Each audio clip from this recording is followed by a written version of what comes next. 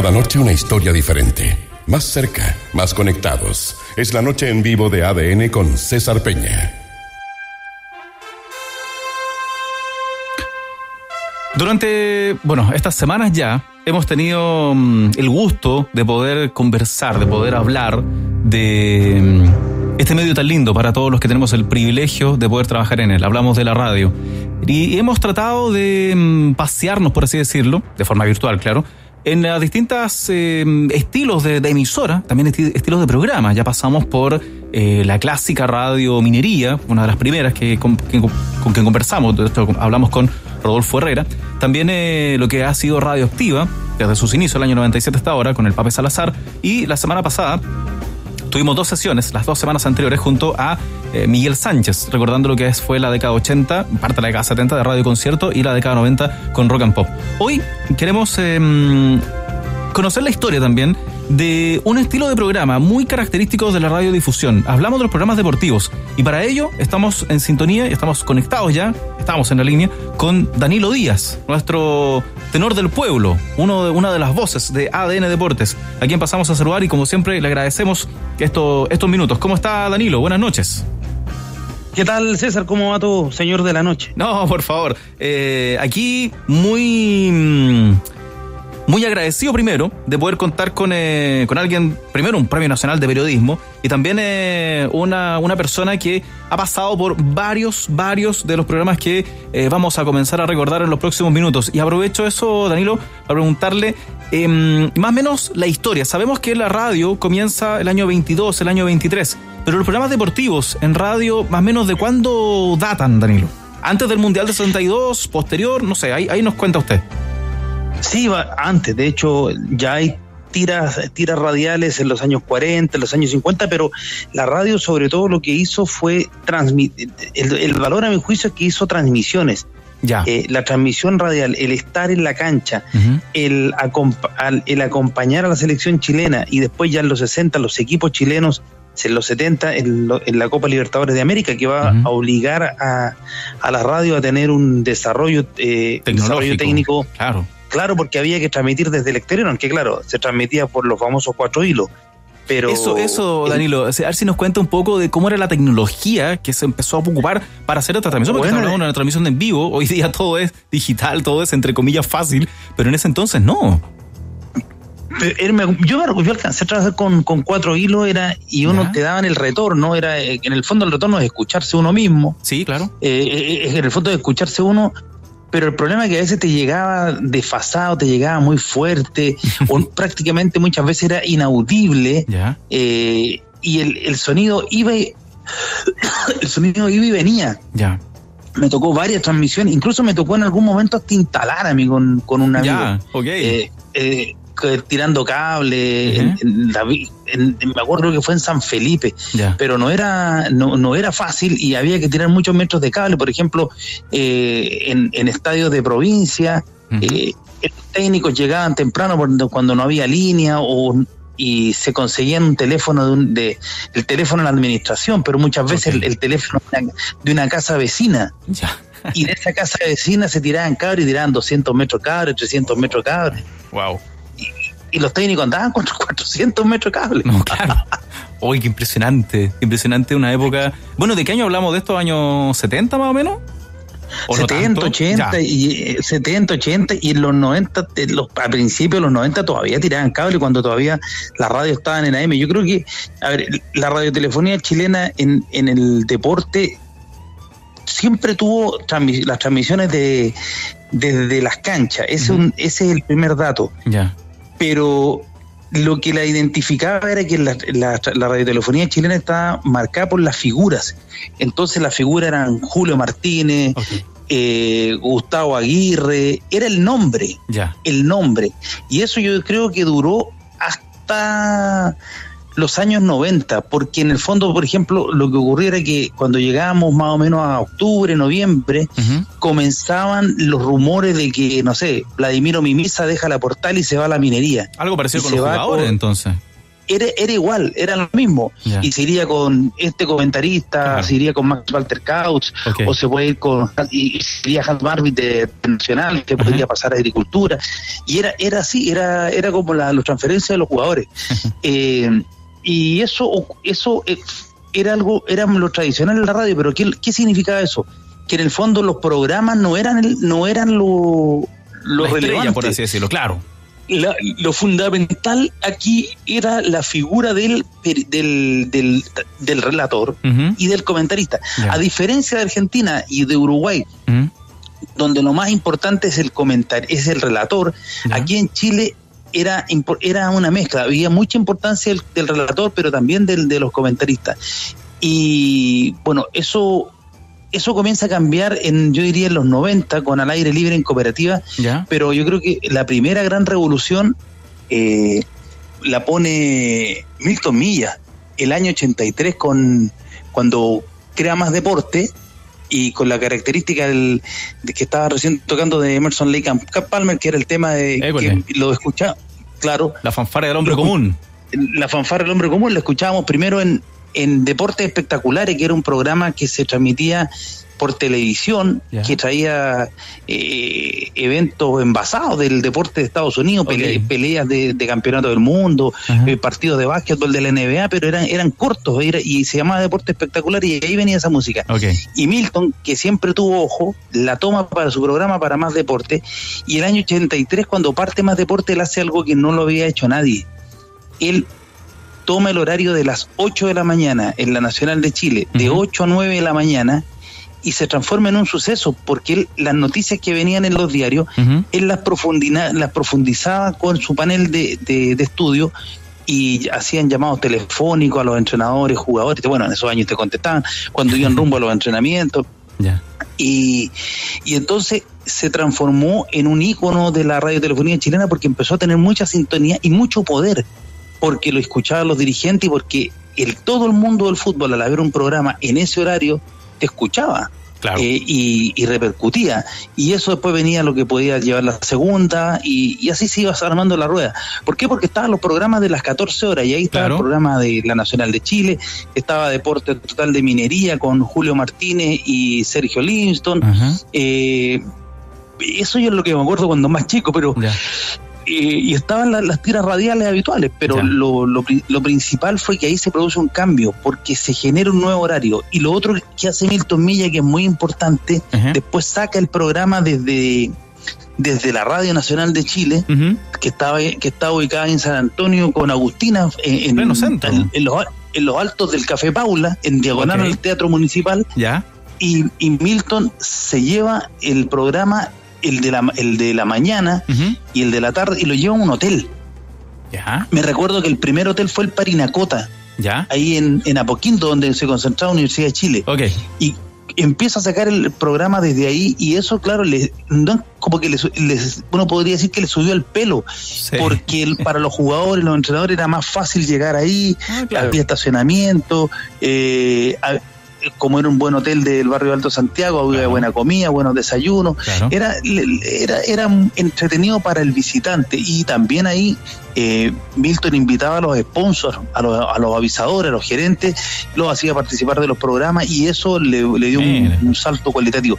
Y él después se va a la Radio Agricultura. Pero Danilo, ¿te parece si escuchamos precisamente la característica de Más Deporte? Démosle. Para también compartirla con los auditores. Aquí va.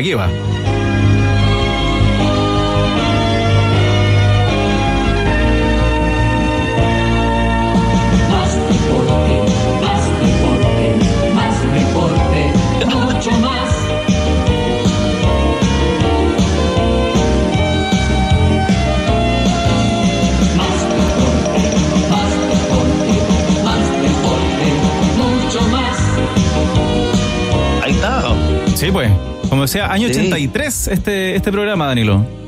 Claro, si es que mal no recuerdo, porque hasta antes del 83 Nacional de Chile tenía Chile Deportivo de Nacional de Chile, y me acuerdo que uno de los conductores y del relator estrella era Hernán Solís, y estaba Gustavo Aguirre, que recuerdo que Gustavo Aguirre es un gran relator de la radiotelefonía chilena de los años 40.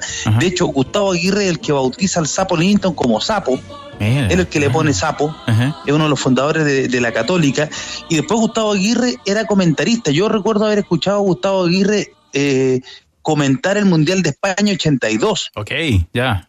Por la radio, donde las radios chilenas hicieron un gran esfuerzo y fueron, bueno, había plata, estaba el dólar a 39 pesos, claro, y fueron prácticamente todas las radios y fueron con muchísimo dinero, con enviados especiales.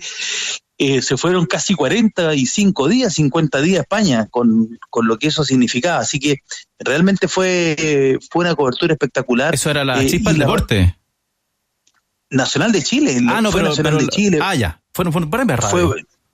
Fueron todas, fue Nacional de Chile, la Chispa del Deporte de la radio chilena, fue Deporte Total de Minería, fueron todas las que transmitían. La radio Portales, porque el dólar a 39 pesos y las radios, los programas radiales generaban recursos, pero además tenían figuras estelares, estaban los relatores, eran famosos, a diferencia del fútbol de Argentina, Uruguay, donde el relator mandaba, aquí era una mezcla entre el relator y el comentarista, y el comentarista se va a empezar a imponer, yo diría, acá en la radio y telefonía chilena a mediados de los 90, pero yo creo que el que hace un gran cambio en las radios chilenas en cuanto a los programas de deporte, y yo creo que ahí viene el último gran cambio, pero me parece que es el más importante, el que se produce el año 95, el que ocurre el año 95 con la creación del aire libre en cooperativa. La original, claro. ¿Por qué? Por una razón. Bueno, hasta ese momento estaba Nicanor Molinari de la Plaza, que tenía el programa Ovación en Cooperativa. Sí, ¿verdad? Y Cooperativa, claro, no tenía transmisión de estudio, solamente tenía transmisiones de exteriores de los partidos. Y hacía una transmisión larguísima el domingo. Y el sábado, sobre todo el domingo. Claro. Y transmitía los partidos, pero ahí eso era lo que hacían ellos. ¿Y qué es lo que hace Cooperativa? Que se llevan a Marco Antonio Cuncilla de director. Ellos crean un programa donde lo importante era el contenido y era el fondo del programa. No era quién relataba ni quién comentaba. Eran importantes porque formaban parte de un equipo. Y yo creo que ahí se produce un gran cambio y es lo que hemos visto hasta el día de hoy.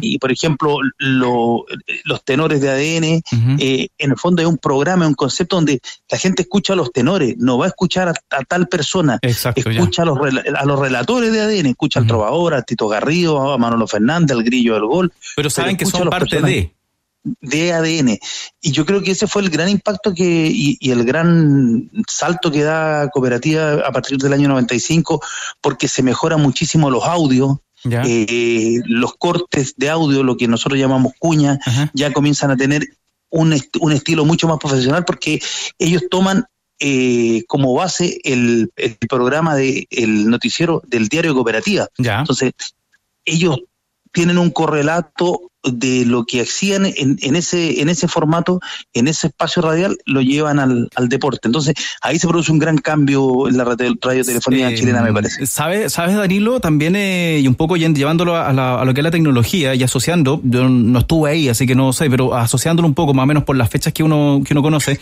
por ese entonces, año 94 más o menos, Cooperativa empieza a ocupar el sistema DALET. Entonces probablemente eso le facilitó mucho el hecho, como tú decías, de las cuñas mejor cortadas, los audios, la artística, en definitiva. Ellos, lo que aparte de la técnica.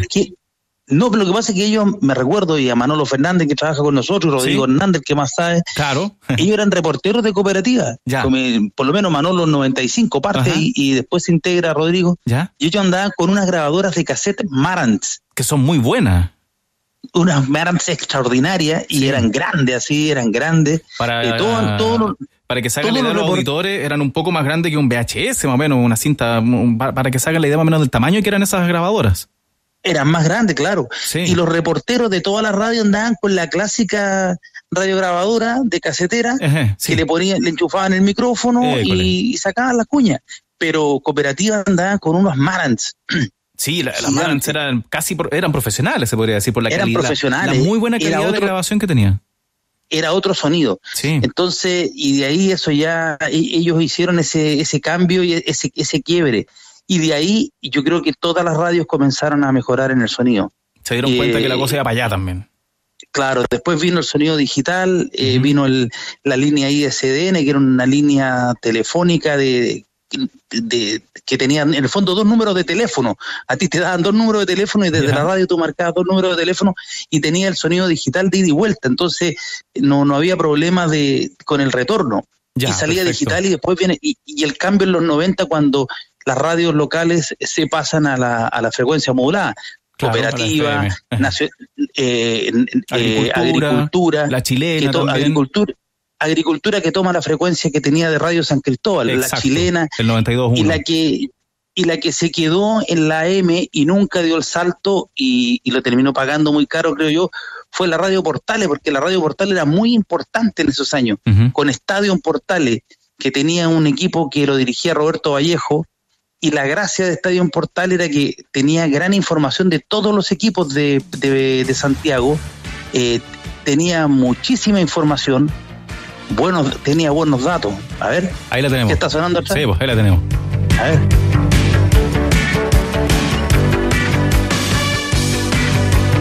Eso era probablemente para los auspiciadores que iban ahí. Claro, ahí era la presentación y venía Estadio en Portales, Deportes, la Red de Unidos para unir a Chile. Claro. Y ahí, bueno, ahí surgió, por ejemplo, Víctor Cruces. Claro, sí, pues, escuchaba una grabación del Tigre de fines de los 90. El Tigre Cruces, sí, parte como reportero, reportía el Chago Morning, después pasaba, estuvo en la Católica, pero el Tigre ahí comienza a trabajar y hacía estudios también. Eso cuando estaba, claro, la Portal en esa época que estaba ahí en el centro, en Ejército, en el mismo edificio de la Carolina. En el mismo edificio de la Carolina, claro, al lado de la Sociedad Española de Socorros Mutuos, en la primera cuadra de Ejército, sí, con la Alameda. Claro, frente yo me acuerdo muy bien porque estaba frente a la Escuela de Periodismo de la Diego Portales, nosotros estudiamos ahí, y ahí en Ejército 141. Entonces era un programa que tenía información muy dura, muy buena. Por ejemplo, a la hora de la transferencia, los jugadores siempre estaban al día. Cuando había algún problema en un camarín, en un club, también sabían. En esos años, por ejemplo, los problemas de sueldo que tenían los jugadores, Portales siempre estaba muy bien. Pero el problema fue, yo creo, de gestión, de administración de los dueños, que no la vieron venir o que optaron por quedarse y no se fueron a la frecuencia modulada. Y prefirieron mantener la Carolina en ese momento, y ahí claro, Portales ya no pudo seguir compitiendo porque estaban prácticamente todas las radios estaban en la frecuencia modulada, que generó un sonido muy distinto. Escuchemos a propósito, Danilo, a ver si se acuerda, a propósito de radios que pasaron de la AM a la FM a fines de los 90. La chispa del deporte. École, de la radio chilena.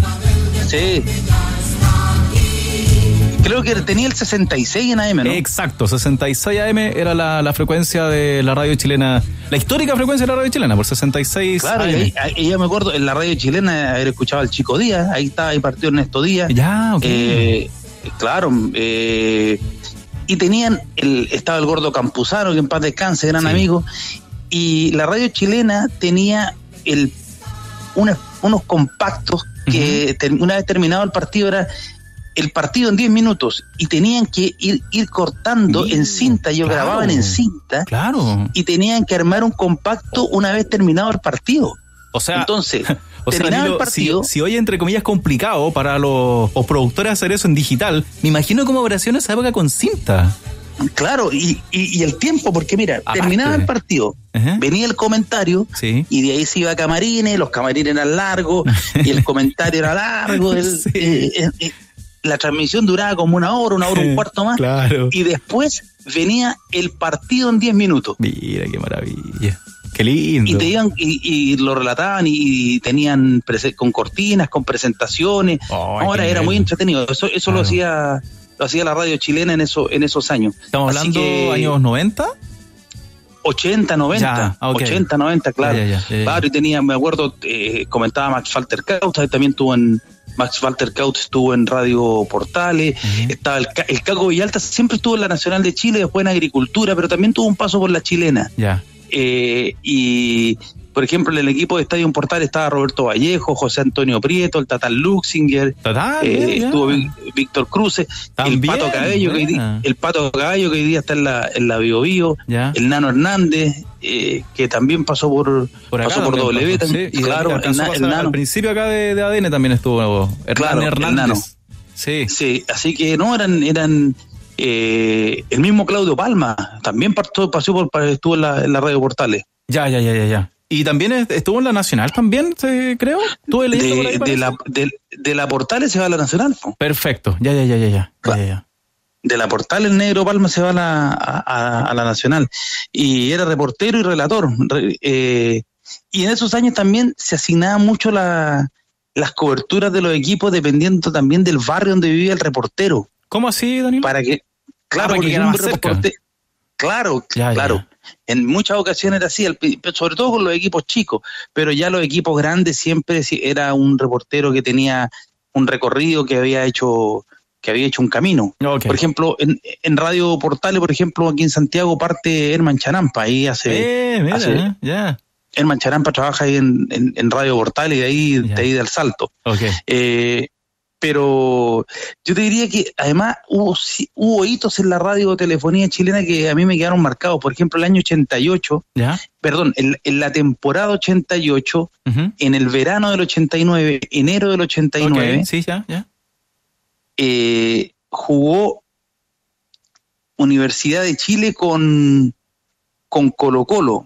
A ver, sí, clásico, el partido en el cual la U desciende contra Cobresal fue el domingo 16 de enero, sábado 15, viernes 14, jueves 13, si es que no me equivoco fue el miércoles 12 de enero que jugó Universidad de Chile con Colo-Colo, y la U le ganó 3-0 a Colo-Colo. Partido raro, una reunión doble donde también Unión Española jugó con Palestino, si no me equivoco, en el Estadio Nacional. Y la Radio Gigante, no sé si era Gigante o Monumental en ese momento. De hecho, me parece que era Radio Gigante y después pasa a ser Monumental, me parece. Claro. Sí. Y traen al relator uruguayo, que era la figura de la radiotelefonía argentina, a Víctor Hugo Morales. Okay. Y Víctor Hugo Morales relató el clásico para esa radio, con los comentarios de Héctor Bedo Nesime. Fue una transmisión extraordinaria, porque yo creo que Víctor Hugo Morales debe ser el mejor relator de fútbol de habla hispana, de radio. No sé si habrá otro igual con ese nivel. Un relator extraordinario, preciso, con una riqueza de lenguaje, como pocas veces uno puede escuchar, rápido, entendiendo el juego, con emotivo. Bueno, él es el relator del gol de Maradona a los ingleses, en Radio Continental. El del 86. El del 86, él es el del barrilete cósmico. Entonces, eso fue el 86, imagínatelo a Víctor Hugo Morales relatando en el Estadio Nacional, y fue todo un suceso. Yo me recuerdo que me fui a la casa, iba en la micro del estadio, yo vivía en la cisterna en el 27,5, y iba escuchando la radio.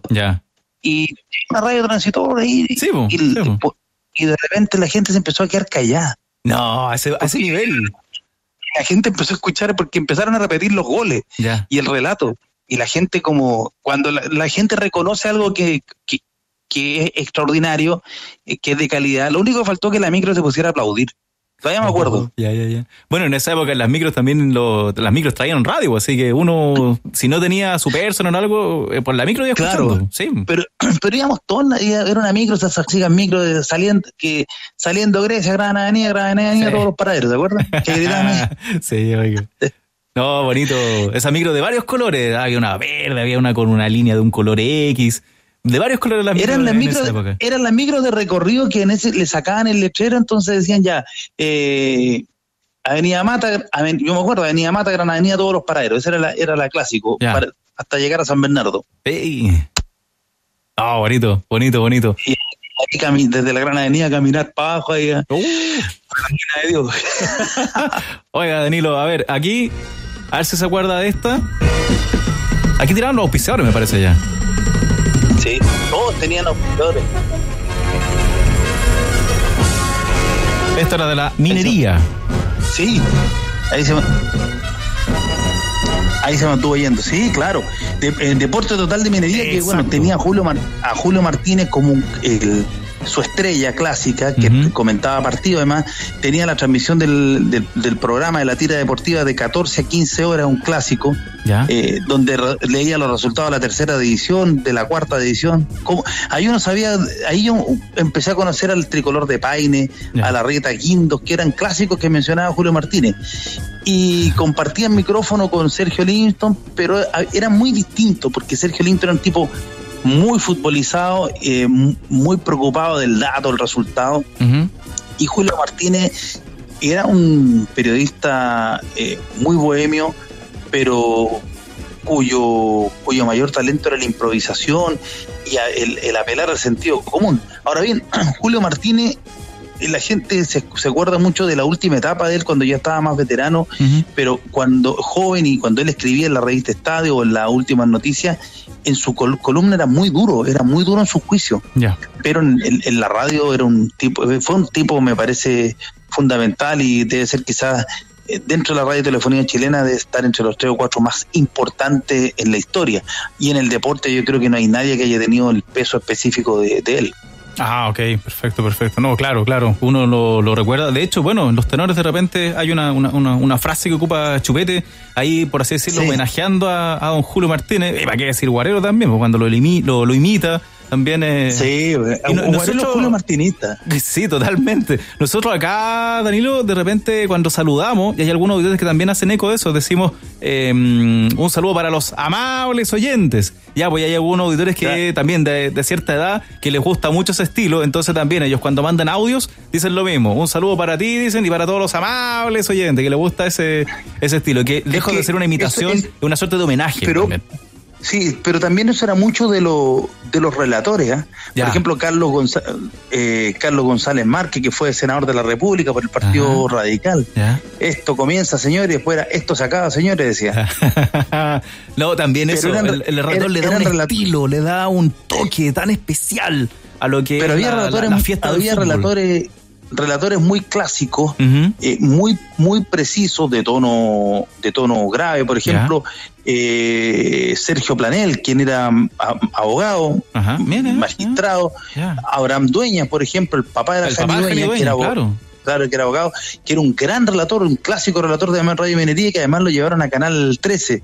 Eran relatores que te iban cantando la jugada, que no estaban muy cercanos a la emoción, ellos eran más descriptivos. Eran de gran cañón, pues, o sea, cuando llegaban al gol te hacían vibrar los vídeos. Perfecto. Sergio Silva también me parece que relató. Sí, muchísimo. Me recuerdo haber visto algún video de él relatando algún partido. No, Sergio Silva fue relator de radio también, y bueno, Darío Verdugo, los años 50 fundamentalmente Darío Verdugo. La gente siempre, cualquier relator, la gente hablaba de no, este se cree Darío Verdugo. Si alguien quería relatar en el barrio, le decían, este se cree Darío Verdugo, era lo clásico. Mira. Qué buena. Y bueno, hablábamos ahí de Julio Martínez, que él también estaba en el final de lo que fue la Radio Minería, ese marzo, 31 de marzo. Exacto, 31 de marzo del 99. Claro. Exacto. Y después él pasa a Agricultura, que te recordabas hace un rato, Danilo. Mira, ¿te parece? Ahí tenemos la clásica de Agricultura. Sí, creo que es el mismo autor, es Ariana Arancibia, y si es que no me equivoco, el mismo autor de Más Deporte. Ah, mira. Parece que es el mismo autor. Ya, perfecto. Claro, podría ser, ¿por qué no? Bueno, al nivel que llegaban los programas deportivos que tenían un jingle. O sea, acá hoy día... Estadio en Portales, por ejemplo. Exacto. Estadio en Portales. Que ahí lo escuchábamos. El de la Chispa del Deporte. También. Claro, la Chispa del Deporte, muy bueno. Personalmente, díganme. Por ejemplo, en la cooperativa, cuando estaba Ovación en Cooperativa... ¿Ya? Ahí estaba el grito del fallecido Alfredo Larrazal, que decía, ¡oh! En Cooperativa. Sí. Nacho Abarca lo imita muy bien. Como también Nacho Abarca imita mucho al locutor comercial, un locutor comercial clásico que tenía la Radio Minería, que era Enrique Valladares. Ok, ya. Y que además Enrique Valladares, para los partidos de Chile por la Copa Davis, en el Estadio Nacional era el locutor oficial. Entonces él el que decía, por Chile, los señores Velus Prayu y Hans Gildemeister. Bueno, Nacho Abarca lo imita igual. Bueno. Yo a veces, al aire incluso, a veces estamos en transmisiones de partido y le digo que hago un Enrique Valladares. Y suele hacerlo. Bien, maravilloso. Anoche nos hablamos un poquito, Danilo, ahí para ¿cómo se llama? Coordinar lo que se iba a hacer. Y me acuerdo que me mandaste este link.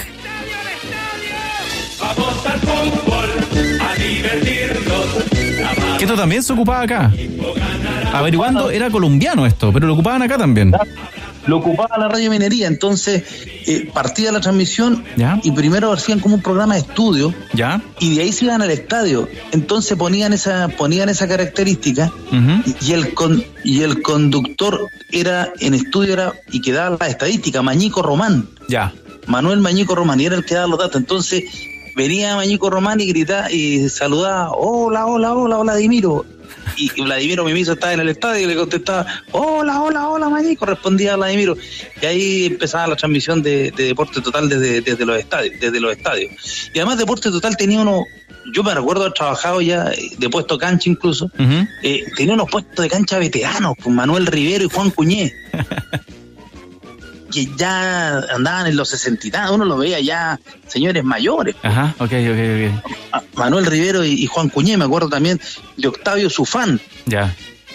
Octavio Zufán era un puesto de cancha, papá de la Ingrid Zufán, que trabajó en el Mega, y Octavio Zufán tenía una frase cuando él era ya un señor mayor, y le pedían la formación, trabajaba en Ovación con Nicanor Molinari y La Plaza, y le pedían la formación de los equipos. Entonces él decía, por ejemplo, en el arco, Fernando de Paul, y después continuaba: cuarteto posterior defensivo.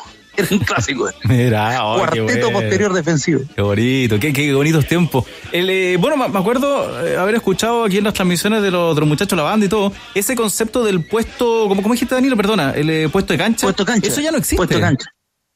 Prácticamente ya no existe. Porque hoy día los reporteros están en las tribunas. Ya eso se eliminó. Se eliminó, porque además los derechos que tiene el CDF, los que van abajo, perfecto, son solamente los reporteros del canal del fútbol. Ya, perfecto. ¿Cómo, a propósito de eso, Danilo, la televisión que ha tenido, desde cuándo? Porque yo recuerdo de chico, estás hablando años 85, por ahí más o menos, la televisión transmitía fútbol también el fin de semana. Sí, pero la televisión, a ver, 85 dices tú o 95. Sí, 85. No, si no soy tan joven, Danilo. Lo que pasa es que la televisión en esos años transmitió mucho porque el fútbol, después de la crisis económica del 82, sufre un problema gravísimo a raíz de la crisis del dólar. Los contratos de los jugadores estaban en dólares. Para los clubes. Y para los clubes prácticamente todos quedaron casi en la quiebra porque no tenían cómo responder. Claro. Porque imagínate, un jugador que ganaba $1,000 eran 39,000 pesos. Sí, en octubre ese jugador no ganaba 39,000 pesos, ganaba 105,000 pesos. Exacto. Entonces quedó la escoba con el dólar a 39 pesos, los clubes prácticamente quiebran. Estaba revisando el otro día en el libro de Historia Secreta del Fútbol Chileno 1, de Lucho Urrutia y Juan Cristóbal Guarelo, y ahí ellos hablan de cómo se generó la deuda histórica del fútbol chileno. Y ahí hay un momento en que, bueno, la central de fútbol, en ese momento la actual ANFP, se hace cargo de la deuda de los clubes, fundamentalmente de Universidad de Chile, y al final terminan yendo a pedir un crédito y el Estado porque a los jugadores les debían 6 meses, 8 meses, 4 meses, les pagaban con letra. Entonces, y a los entrenadores igual, se termina llegando a acuerdo y le piden un préstamo, y esto también la dictadura opera ahí, le dan un préstamo al fútbol. Un préstamo blando. Entonces se empieza a transmitir en muchísimos partidos, y el fútbol tuvo que pagar con cuota. Se terminó de pagar el año 2007. Por eso que el fútbol, hasta el año 2007, el torneo local se llamaba Copa Banco Estado. Porque perfecto. El Banco del Estado había sido el que puso el préstamo. Y también se pagaba con partidos. Y además, como estábamos en plena dictadura en algún momento, para opacar las protestas, para que hubiera menos actividad, se transmitía mucho partido para tener a la gente en la casa viendo partidos. Entonces, de repente tú te encontrabas el año 83, 84 con un cuadrangular en Valdivia y en Osorno, un cuadrangular que se jugaba el 1 de mayo, y después ya los jugadores chilenos no jugaban el 1 de mayo porque era el Día del Trabajador. Entonces de pronto el 11 de septiembre se jugaba en Osorno un cuadrangular. Jugaba la Católica, la U, Osorno y Puerto Montt. Y se transmitía por TVN. Y los equipos con los titulares. Entonces, claro, era una manera de tratar de que la gente se quedara en la casa. Claro, de distraer lo que estaba pasando en el país. Porque como digo, yo recuerdo la Polla Gol también, que mi papá de repente, no sé, a ver si yo tenía suerte, mi papá me hacía hacer una cartilla Polla Gol. Yo no iba cachando nada, así, onda apretada, no sé, empate, visita local. Claro, yo chico no cachaba nada, así que hacía... Bueno, en esos años, la Polla Gol generó muchos programas, por ejemplo, había un programa que tenía Máximo Clavería, que se llamaba Siga la Polla Gol en Portales. Ya, ok. Yeah. Y después viene Estadio en Portales. Y Máximo Clavería también tenía un programa en la radio la agricultura. ¿Él fue el creador de Show de Gol en UCB o no? No, Eduardo Gandulfo, el director de Show de Goles. Y el conductor histórico de Show de Goles fue Sergio Brodfeld. Ah, perfecto, ya. No, el conductor era Sergio Brodfeld, que después va a formar parte del equipo. Él estuvo en cooperativa, él era opositor al régimen militar. Y él estuvo en la cooperativa en los tiempos de Ovación en Cooperativa, y él es uno de los que sobreviviente de Ovación en Cooperativa y pasa al aire libre en Cooperativa. Perfecto. Y en ese momento don Sergio era el gran tipo. Don Sergio, él era el conductor de Show de Goles, y el relator era Eugenio Droguet. ¿Ya? Era de Valparaíso. Y él, si es que no me equivoco, él trabajaba para el Mercurio, para el diario El Mercurio, era redactor del Mercurio también, pero era el relator del Show de Goles. Ok. De ese original Show de Goles que lo daban en el Canal 5, al menos eso me acuerdo bien, que lo daban en el Canal 5, en el UCB. Y después de Sergio Brodfeld, ahí es donde agarra Máximo Clavería, y ahí viene esta historia de los contertulios. Ya, perfecto. Ok, ese concepto se mantiene hasta el día de hoy, o más o menos. Claro, los contertulios, que eran un hincha de cada equipo. Claro. Y ahí, claro, no eran de los equipos de Santiago y de la Quinta Región. Ahí, por ejemplo, Álvaro Sala era hincha del Wander. Ok, ya.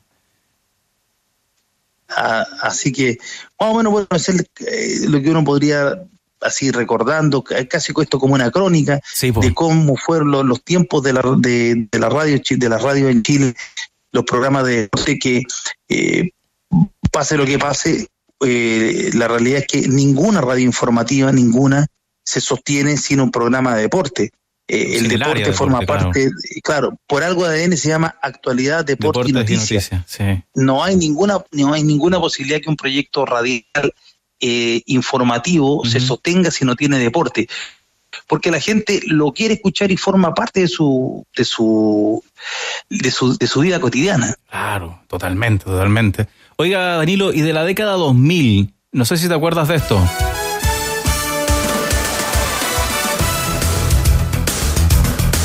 Ahí me pillaste. Carrusel Deportivo de Radio W. No lo escuchaba. No, ya. No. Ya. No lo escuchaba porque yo estaba en la agricultura, también estaba en la BioBio. Ya. Y no enganché nunca con la lógica con el del carrusel estilo, de la W. por así decirlo. No era lo que me gustaba. Ya, perfecto. Al menos yo recuerdo el estilo lo trajeron de España, de Cadena SER.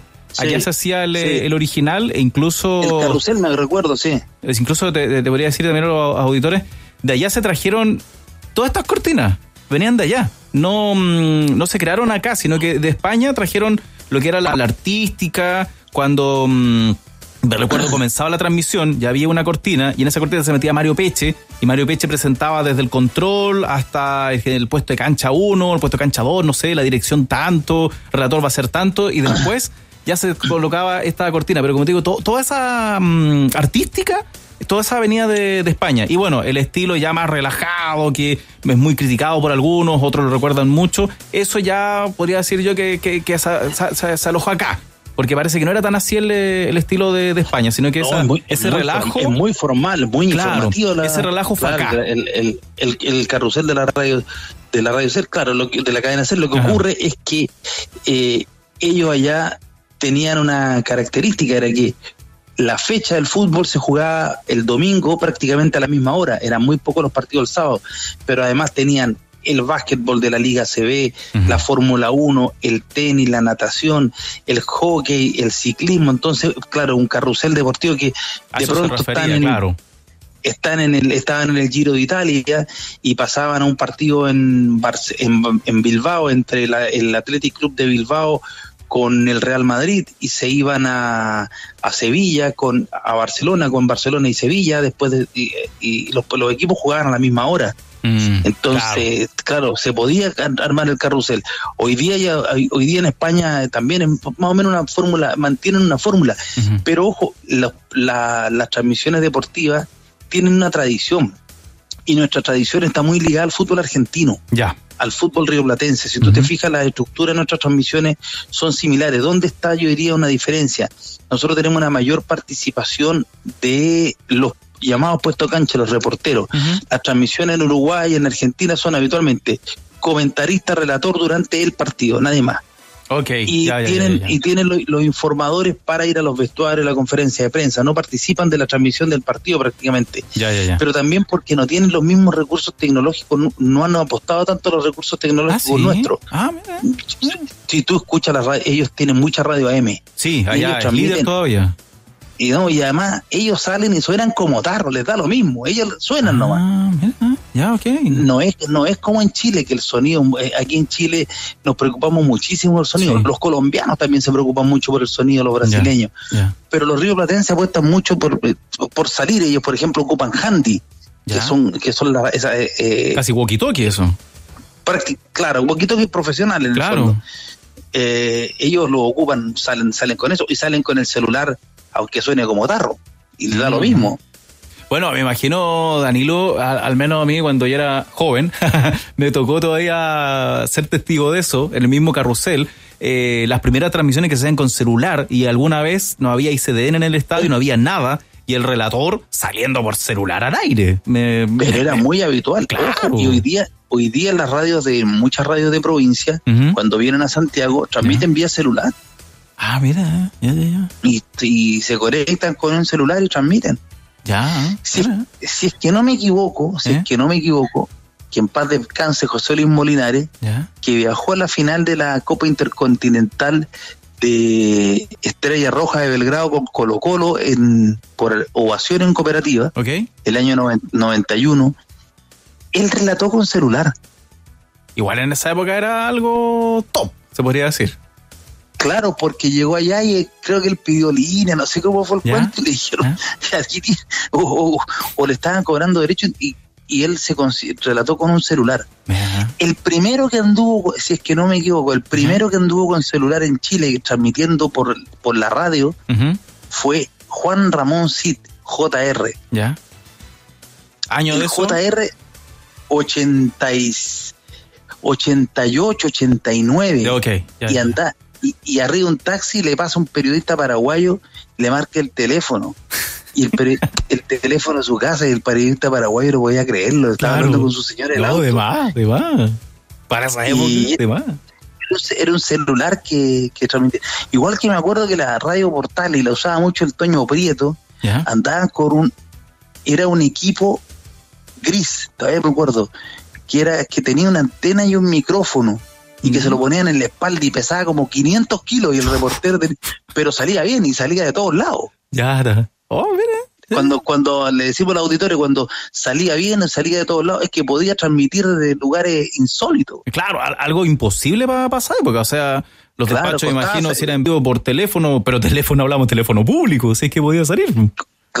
Bueno, y me tocó despachar varias veces por teléfono público y poner las cuñas por teléfono, había que tener las listas los audios en la grabadora y acercar el parlante de la grabadora al micrófono, al micrófono del teléfono. Sí, eso es un clásico, sí, pues. Todos hemos sido testigos de, bueno, me refiero a todos los de sobre 40, hemos sido testigos de eso. A todos nos tocó.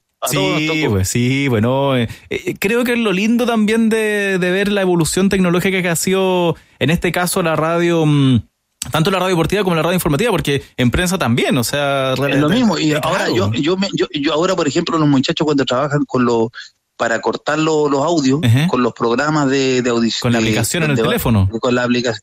No, y en la misma radio, cuando van cortando los audios con los programas, donde van marcando aquí, acá, allá, y se cortan y pegan. Y lo preciso que son. Y siempre me acuerdo del Pato Cabello en Radio Bio Bio, que era reportero, con la época de la radio cassette todavía, cómo le apretaba el play y cómo le apretaba el retroceder y el avanzar hasta encontrar la cuña. Sí. Y se la ponía en los oídos. Oiga, Danilo, yo conocí a don Oscar Hernán Guzmán, que se autocensuró alguna vez, claro, y me tocó verlo cuando buscaba la cuña, el audio que se necesitaba, y era en la grabadora, y uno lo escuchaba hasta que lo encontraban, claro. Y donde me decía, ya mijito, este pedacito, y ahora ya, este otro, y ahora péguemelo, porfa. Me acuerdo perfecto de eso, que lo hacía con su grabadora cassette. Hasta el final él estuvo con su grabadora cassette. Que bueno, sí, algunos deben ubicar ese episodio que él se autocensuró al aire por un informe referil, me parece que fue, que tenía algunos garabatos ya, pero en esa época no se estilaba eso. Entonces él dice, y entonces se me acerca el jugador y me dice, hijo de puaj. Y otro jugador me dice, ándate a la... Y lo hace así, con eso, ¿cómo se llama? Autocensurándose. Algo maravilloso, uno lo puede buscar, está en YouTube. Con interjecciones. Claro, porque como digo, en esa época era feo que se ocuparan los garabatos y todo ya tal cual estaba en el informe referido. No, era inaceptable, claro, no se ocupaban. Claro, entonces él hizo eso, se autocensuró al aire. Hijo de puaj, que como el clásico, hijo de puaj. No, maravillosa época. Así que, bueno, más o menos esos son recuerdos que uno tiene. Sí. Esto es lo actual. Que yo creo que ha sido en esta segunda parte en esta segunda década del siglo, y me parece que el trabajo que ha hecho ADN y con el programa ADN Deporte, con los tenores, claro, y la banda ha sido una construcción larga, difícil, porque había programas que llevaban mucho tiempo, fórmulas que estaban probadas, pero me parece que la gracia de ADN ha sido que ha impuesto una fórmula de combinar lo serio con el humor, entendiendo el deporte como algo lúdico, que tiene un mensaje de entretenimiento, donde la gente quiere vibrar, quiere pasarlo bien, claro, pero también cuando hay un espacio para la reflexión, el programa lo lleva. Claro. Y entonces yo creo que esa mezcla es la que ha logrado que la gente lo vaya captando, le guste, lo siga, que se haya acostumbrado a las voces, que me parece que el auditor se siente uno más del programa, de la familia. Sí. Muchos auditores se sienten uno más de la banda, entonces yo creo que ese concepto ha sido relevante para que la gente y el hincha, el auditor de ADN y de los tenores y de la banda de ADN se sienta partícipe. Bueno, el elemento de las redes sociales hoy día ha sido fundamental en esa integración que tú dices, Danilo, una integración que por lógica en la década 90 se podría decir y anteriormente no era, y el auditor era solamente un auditor, por así decirlo, pasivo en cuanto a las transmisiones de deporte. Se abría, ojo, acuérdate, se abrían las líneas. Se abría la línea. Ya. Sí, abramos teléfono, ¿qué dice la gente cuando había un buen resultado, cuando había un mal resultado? Ya. ¿Qué dice la gente? O cuando había alguna polémica, y sabría cómo se llama usted, César Peña, ¿de dónde nos llama? De Quilicura. Cuéntenos, no, yo estoy en desacuerdo con la postura perfecto, ya. Nos vamos a Puente Alto, ¿quién llama acá? Cristiana Vilasoto. Claro. ¿De dónde? Y era muy habitual. Bueno, y ahí se notaba también, creo, se tomaba el pulso al impacto que tenían con las transmisiones y los programas deportivos en general. Pero lo que ocurría, creo yo, era que abrían los micrófonos y la radio que fuera abría los micrófonos y se llenaba de llamadas al tiro. Claro, por el, ¿cómo se llama? Las ganas que tenía la gente también de participar y poder decir, oiga, no, yo creo que no fue un gol lícito, no sé, se adelantó y no lo cobraron, no sé. Es un clásico del chileno. Están ayudando a tal equipo, ¿no? Era habitual. Yo creo que en eso Milton Villa era muy hábil. Ya. Cuando decía, abramos micrófono, voy a abrir micrófono, y la gente se preparaba. Yo creo que eso lo hacía notable. Ya. Sabía bien, aparte de eso, por lo que nos has contado, Danilo, el hecho de haber leído muy bien para dónde iba la cosa y cómo se llama esto, encasillarlo a nuevo modelo de programa deportivo, por lo que nos contaba al principio, claro, Danilo. Él lo que hacía en ese sentido Milton era tener ese olfato de para dónde iba la micro y de lo que quería la gente, y de darle participación a la gente. Pero a mí, por ejemplo, me gustaba mucho el Estadio Portales por la cantidad de información que traía. Porque si tú escuchabas Estadio Portales te traía la información del Chagomón, de Palestino, del Audax, de Unión Española, de Wander. Entonces eran informes de 2 minutos, 2 minutos y medio, con un par de cuñas, y salían todos los reporteros y tenían información de todos los equipos, además de los equipos grandes. Perfecto. Qué buena, qué buen repaso has hecho, Danilo, de cómo ha sido, por así decirlo, un poquito la historia de los programas deportivos, más que nada en radio. También se hizo una repasada y cortita lo que ha sido la televisión. ¿Y para dónde va la cosa, Danilo? ¿Cómo crees tú que va a seguir evolucionando esto? ¿Se va a mantener? ¿Va a haber algún tipo de algún cambio, no sé, en un tiempo más pronto, no sé? Yo creo que la radio está vigente y va a estar más vigente que nunca, porque la voz sigue siendo instantánea. No hay nada más rápido que la voz. Y la radio, que a diferencia de otros medios de comunicación, se le ha permitido tener una movilidad mayor. Las aplicaciones de radio que usted puede, por ejemplo, la aplicación de ADN, usted la puede tener en el teléfono, pero los teléfonos también traen radio. Yo me pongo los audífonos y escucho la radio. Los automóviles todavía tienen radio, y puedo escuchar una radio. Entonces la radio en ese sentido tiene ese sentido de instantaneidad y de acompañamiento y de información. Entonces en ese aspecto creo que uno puede ir caminando y va escuchando radio. Uno va caminando y no puede ir leyendo. Exacto. Uno va caminando y no puede ver tele, pero uno va caminando y puede ir escuchando radio. Entonces, o yo trabajando creo que la radio también, la radio uno la deja al ladito ahí y le acompaña. La radio te acompaña, entonces, y tiene la instantaneidad.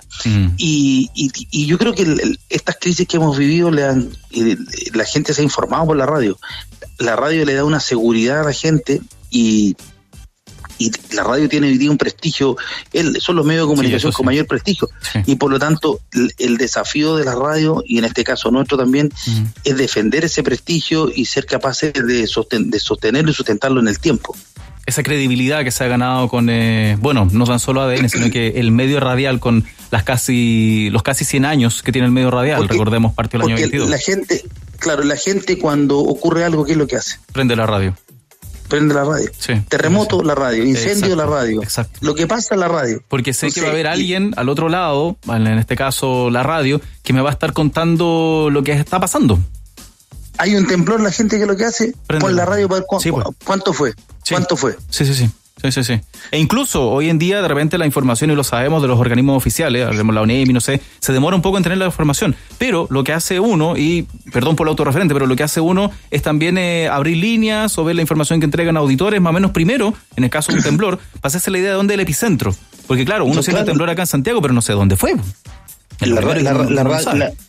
La radio tiene ese vínculo con la gente, y yo creo que eso ha sido fundamental, y que los nuevos aparatos tecnológicos todos permiten escuchar radio. Y las radios, por ejemplo, que ocupan hoy día sus páginas web, y tú puedes escuchar en directo la transmisión. Entonces yo creo que la radio como medio sigue vigente, no se lo llevó la revolución tecnológica, incluso ha tenido estos nuevos formatos que son los podcasts, que están alojados en las páginas, y tú puedes escuchar la radio a la carta. Exacto. Pero el formato, lo que van a ser distintos formatos radiales, pero la radio como medio de comunicación está vigente y va a seguir vigente igual.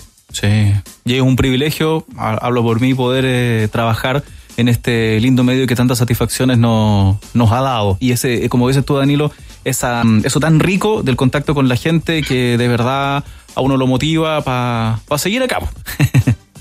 Por supuesto. Sí, pues. Un gusto, Danilo, de verdad ha sido una clase magistral, profesor. Estamos conversando, un buen siempre. Diálogo. Sí, pues, faltó el café nomás, faltó hubiéramos estado en la mesa en directo, si no hubiera sido eso, ¿cierto?